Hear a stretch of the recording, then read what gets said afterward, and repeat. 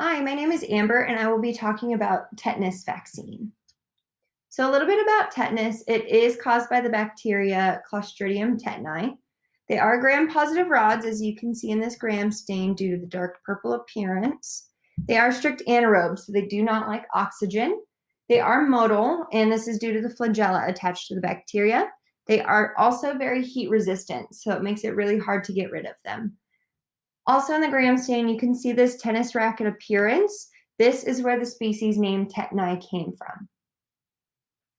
Transmission can be through a couple of different ways. The spores are commonly found in the soil, especially in animal feces. The spores enter through dirty and clean wounds. So dirty wounds would be anything such as rusty nails, barbed wire, etc. Clean wounds are anything like surgical wounds from castration, tail docking, or cutting of the umbilical cord using non-sterile instruments. This disease does affect both humans and animals, so we will see clinical signs in both.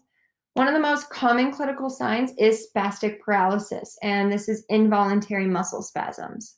In humans, we'll also see muscle stiffness, trouble swallowing, lockjaw, fever. In animals, one of the most relevant signs is the reluctance to move. This is kind of the first indication. You will also see protruding third eyelid, as you can see in the horse down here.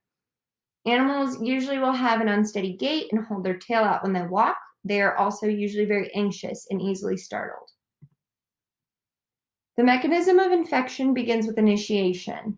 So the spores enter through the traumatic or surgical wounds, as I had mentioned previously. Then the tissues begin to die and become necrotic, as you can see in this picture down here. This allows the tetanus spores to really thrive because necrotic tissue lacks oxygen, and as I had mentioned before, this bacteria is anaerobic. And then the spores can develop and vegetative cells can reproduce. Then we have toxin release. So the bacteria produces what is called tetanus neurotoxin, or TENT. So tetanus neurotoxin travels to the central nervous system, which is the brain and the spinal cord, through either the nerves or the bloodstream. Then we have the result. So the tetanus neurotoxin binds to the nerve down here. It will make its way through the neuron.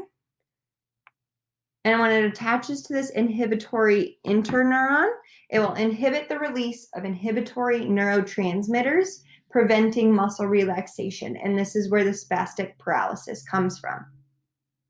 Luckily, there is a prevention method, and this is the tetanus vaccine. The tetanus vaccine is called either DTaP or Tdap, and it's because it vaccinates for three things. There is tetanus, diphtheria, and antigen pertussis. This vaccine is a toxoid, which just means it's an inactivated toxin. There is a common compound name, and it is Boostrix. So when the vaccine is administered, the dendritic cells in the body can recognize the foreign toxins and take them to the lymph nodes. Then the naive B cells and T cells in the lymph nodes can recognize the antigen and stimulate an immune response, whether that be inflammation, fever, chills, etc. And here's my works cited. Thank you guys for listening.